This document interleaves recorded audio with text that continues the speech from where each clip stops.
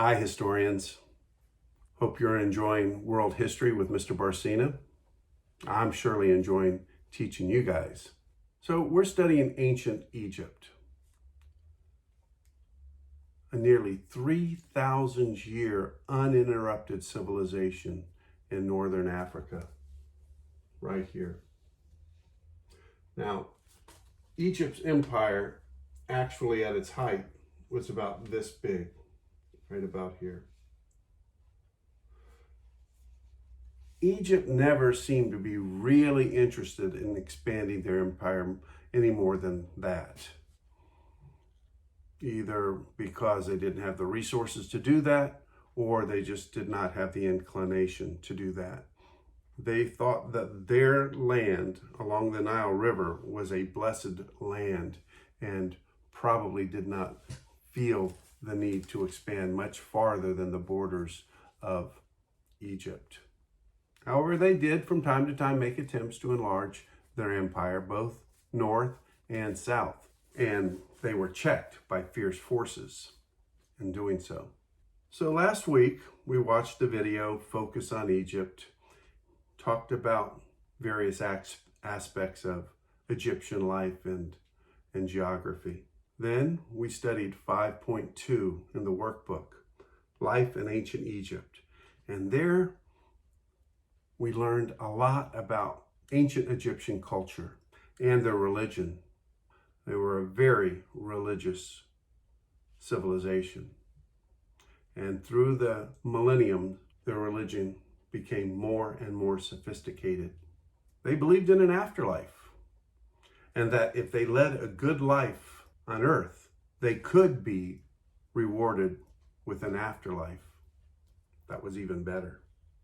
The pharaohs and later the wealthy people would take great pains to ensure a place in the afterlife. There was a papyrus scroll called the Book of the Dead.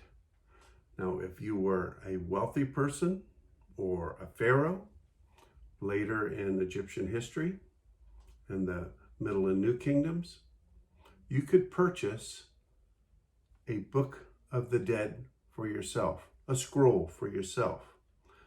That would be very, very in-depth, custom made for you if you were back then. So you would go to the priest and tell them about your life, and the priest would custom make a Book of the Dead with special spells that were made just for you to help you get to the afterlife, that would protect you from all the demons between the dead and the afterlife. No school Wednesday, but if you choose to work ahead or catch up on past assignments, that would be a good day to do it.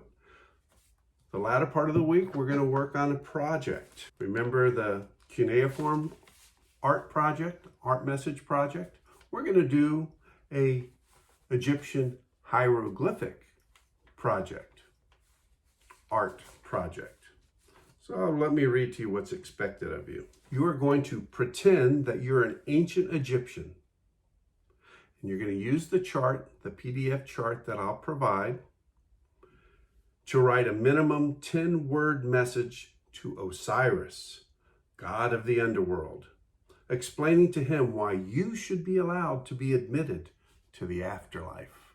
Now, you can make it more than 10 words, but it has to be a minimum of 10 words with at least 25 symbols, Egyptian hieroglyphic symbols. And in order to get a good grade, make sure you have your name, period, and date. Make sure you put the title, colorful hieroglyphic art message, minimum of 10 words containing at least 25 symbols, and provide a neatly labeled translation as you did in the cuneiform art project. The art should be creative and colorful, and the message should fill the entire page. That's due by Friday. So what do some of these projects look like? Well, I have some from last year. One right here. Dear Osiris, I have been useful. Let me in to the next world. This person got 100. And another one right here. Dear Osiris, I'd love to go to the afterlife and live forever and be with Jesus. So they added a little Christian take on that. But they did a great job.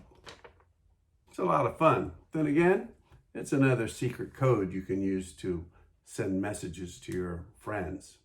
You can do it now in cuneiform or hieroglyphics. Hope you enjoy. Submit it by Friday, no later than Monday, before it is marked late. Have a great week, folks. See you next time.